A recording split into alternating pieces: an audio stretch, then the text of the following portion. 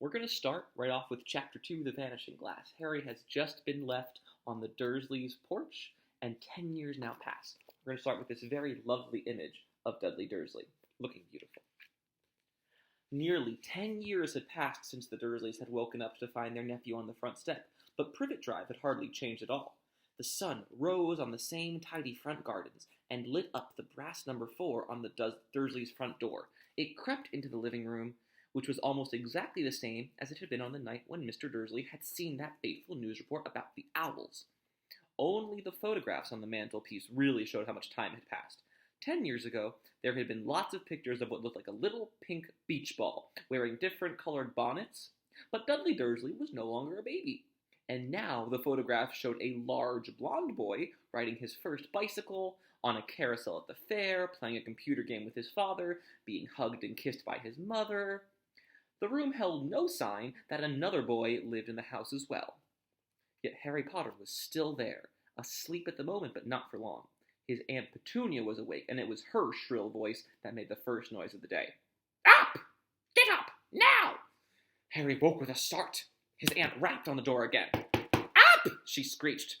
Harry heard her walking toward the kitchen, and then the sound of the frying pan being put on the stove. He rolled onto his back and tried to remember the dream he had been having. It had been a good one. There had been a flying motorcycle in it. He had a funny feeling he'd had the same dream before. His aunt was back outside the door. "Are you up yet?" she demanded. "Nearly," said Harry. "Well, get a move on. I want you to look after the bacon. And don't you dare let it burn. I want everything perfect on Dudley's birthday." Harry groaned. "What did you say?" his aunt snapped through the door. Nothing. Dudley's birthday. How could he have forgotten? Harry got slowly out of bed and started looking for socks. He found a pair under his bed and, after pulling a spider off one of them, put them on. Harry was used to spiders, because the cupboard under the stairs was full of them, and that was where he slept. When he was dressed, he went down the hall into the kitchen. The table was almost hidden beneath all Dudley's birthday presents. It looked as though Dudley had gotten the new computer he wanted, not to mention the second television and the racing bike. Exactly why Dudley wanted a racing bike was a mystery to Harry, as Dudley was very fat and hated exercise, unless, of course, it involved punching somebody. Dudley's favorite punching bag was Harry, but he couldn't often catch him. Harry didn't look it, but he was very fast. Perhaps it had something to do with living in a cupboard, but Harry had always been small and skinny for his age. He looked even smaller and skinnier than he really was, because all he had to wear were old clothes of Dudley's, and Dudley was about 4 times bigger than him. Harry had a thin face, knobbly knees, black hair, and bright green eyes. He wore round glasses, held together with a lot of Scotch tape because of all the times Dudley had punched him in the nose. The only thing Harry liked about his own appearance was a very thin scar on his forehead that was shaped like a bolt of lightning. He had it as long as he could remember, and the first question he could ever remember asking his Aunt Petunia was how he had gotten it. "In a car crash when your parents died," she had said, "and don't ask questions." Don't ask questions. That was the first rule for a quiet life with the Dursleys. Uncle Vernon entered the kitchen as Harry was turning over the bacon. "Comb your hair," he barked by way of morning greeting. About once a week, Uncle Vernon looked over the top of his newspaper and shouted that Harry needed a haircut. Harry must have had more haircuts than the rest of the boys in his class put together, but it made no difference. His hair simply grew that way, all over the place. I can relate. Harry was frying eggs by the time Dudley arrived in the kitchen with his mother. Dudley looked a lot like Uncle Vernon. He had a large pink face, not very much neck, small, watery blue eyes, and thick blonde hair that lay smoothly on his thick, fat head. Aunt Petunia often said that Dudley looked like a baby angel. Harry often said that Dudley looked like a pig in a wig. Harry put the plates of egg and bacon on the table, which was difficult because there wasn't much room. Dudley, meanwhile, was counting his presents. His face fell. 36, he said, looking up at his mom and dad. "That's 2 less than last year." "Darling, you haven't counted Auntie Marge's present. See, it's here, under this big one from Mummy and Daddy." "All right, 37 then," said Dudley, going red in the face. Harry, who could see a huge Dudley tantrum coming on, began wolfing down his bacon as fast as possible, in case Dudley turned the table over. Aunt Petunia obviously scented danger too, because she said quickly, "Oh, and we'll buy you another 2 presents while we're out today. How's that, Pumpkin? 2 more presents. Is that all right?" Dudley slowly thought for a minute. It looked like hard work. Finally, he said slowly, "So, I'll have 30... 39, sweetums," said Aunt Petunia. "Oh," Dudley said heavily, and grabbed the nearest parcel. "All right, then." Uncle Vernon chuckled. Little Tyke wants his money's worth, just like his father. Attaboy, Dudley. He ruffled Dudley's hair. At that moment, the telephone rang, and Aunt Petunia went to answer it when Harry and Uncle Vernon watched Dudley unwrap the racing bike, a video camera, a remote control airplane, 16 new computer games, and a VCR. He was ripping the paper off a gold wristwatch when Aunt Petunia came back from the telephone looking very angry and worried. "Bad news, Miss Vernon," she said. "Mrs. Figg's broken her leg. She can't take him." She jerked her head in Harry's direction. Dudley's mouth fell open in horror, but Harry's heart gave a leap. Every year on Dudley's birthday, his parents took him and a friend out for a day, to adventure parks, hamburger restaurants, or the movies. Every year, Harry was left behind with Mrs. Figg, a mad old lady who lived 2 streets away. Harry hated it there. The whole house smelled of cabbage, and Mrs. Figg made him look at photographs of all the cats she'd ever owned. "Now what?" said Aunt Petunia, looking furiously at Harry as if he'd planned this. Harry knew he ought to feel sorry that Mrs. Figg had broken her leg, but it wasn't easy to feel sorry when he reminded himself it would be a whole year before he had to look at Tibbles, Snowy, Mr. Paws, and Tufty again. "Oh, we could phone Marge," Uncle Vernon suggested. "Don't be silly, Vernon. She hates the boy." The Dursleys often spoke of Harry like this, as though he wasn't there, or rather, as though he was something very nasty that couldn't understand them, like a slug. "What about what's-her-name? Your friend, What about what's-her-name? What about what's-her-name? Your friend, Yvonne." "On vacation in Mallorca," snapped Aunt Petunia. "You could just leave me here," Harry put in hopefully. He'd be able to watch what he wanted on television for a change, and maybe even have a go on Dudley's computer. Aunt Petunia looked as though she'd just swallowed a lemon.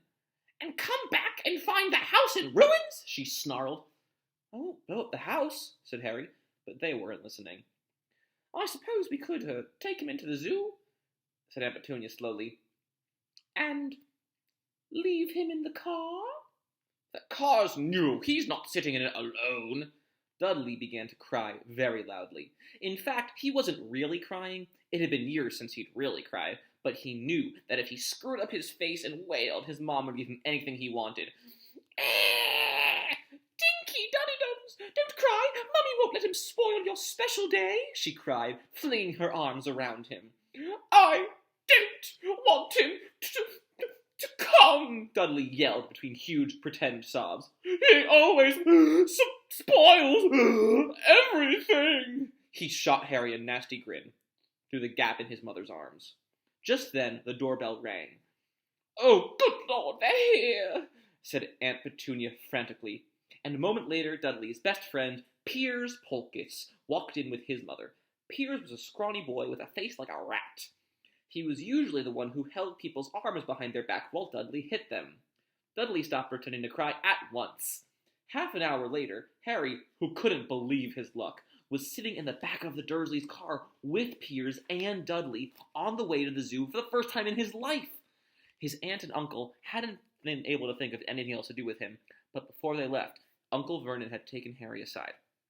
"I'm warning you," he had said, putting his large purple face right up close to Harry's. "I'm warning you now, boy. Any funny business, any at all, and you'll be in that cupboard from now until Christmas." "I'm not going to do anything," said Harry. "Honestly." But Uncle Vernon didn't believe him. No one ever did. The problem was, strange things often happened around Harry, and it was no good telling the Dursleys he didn't make them happen. Once, Aunt Petunia, tired of Harry coming back from the barber's, looking as though he hadn't been at all, had taken a pair of kitchen scissors and cut his hair so short that he was almost bald, except for his bangs, which she left to hide that horrible scar. Dudley had laughed himself silly at Harry, who slept a sleepless night imagining school the next day, where he was already left for his baggy clothes and taped glasses. Next morning, however, he had gotten up to find his hair exactly as it had been before Aunt Petunia had sheared it off. He had been given a week in a cupboard to explain this, even though he had tried to explain that he couldn't explain how it had grown back so quickly. Another time, Aunt Petunia had been trying to force him into a revolting old sweater of Dudley's, brown with orange puffballs. The harder she tried to pull it over his head, the smaller it seemed to become, until finally it might have fitted a hand puppet, but certainly wouldn't fit Harry. Aunt Petunia had decided it must have shrunk in the wash, and to his great relief, Harry wasn't punished. On the other hand, he'd gotten into terrible trouble for being found on the roof of the school kitchens. Dudley's gang had been chasing him as usual when, as much surprise to Harry as anyone else, there he was, sitting on the chimney. The Dursleys had received a very angry letter from Harry's headmistress telling them Harry had been climbing school buildings, but all he'd tried to do, as he shouted at Uncle Vernon through the locked door of his cupboard, was jump behind the big trash cans outside the kitchen doors. Harry supposed the wind might have caught him mid-jump. But today, nothing was going to go wrong. It was even worth being with Dudley and Piers to be spending the day somewhere that wasn't school, his cupboard, or Mrs. Fig's cabbage-smelling living room. While he drove, Uncle Vernon complained to Aunt Petunia. He liked to complain about things. People at work, Harry, the council, Harry, the bank, and Harry were just a few of his favorite subjects. This morning, it was motorcycles. Rolling around like maniacs, the young hoodlums, he said, as a motorcycle overtook them. I had a dream about a motorcycle, said Harry, remembering suddenly. It was flying. Uncle Vernon nearly crashed the car in front. He turned right around in his seat and yelled at Harry, his face like a gigantic beet with a mustache. Motorcycles don't fly! Dudley and Piers sniggered. I know they don't, said Harry. It's only a dream. But he wished he hadn't said anything. If there was one thing the Dursleys hated even more than his asking questions, it was his talking about anything acting in a way it shouldn't, no matter if it was in a dream or even a cartoon. They seemed to think he might get dangerous ideas. It was a very sunny Saturday, and the zoo was crowded with families. The Dursleys brought Dudley and Piers large chocolate ice creams at the entrance, and then, because the smiling lady in the van had asked Harry what he wanted before they could hurry him away, they bought him a cheap lemon ice pop. It wasn't bad either, Harry thought, licking it as they watched a gorilla scratching its head, who looked remarkably like Dudley, except it wasn't blonde. Harry had the best morning he had in a long time. He was careful to walk a little bit away from the Dursleys so that Dudley and Piers, who were starting to get bored with the animals by lunchtime, wouldn't fall back on their favorite hobby of hitting him. They ate in the zoo restaurant, and when Dudley had a tantrum because his Knickerbocker Glory didn't have enough ice cream on top, Uncle Vernon bought him another one, and Harry was allowed to finish his first. Harry felt afterward that he should have known it was all too good to last, but that'll have to wait till next time.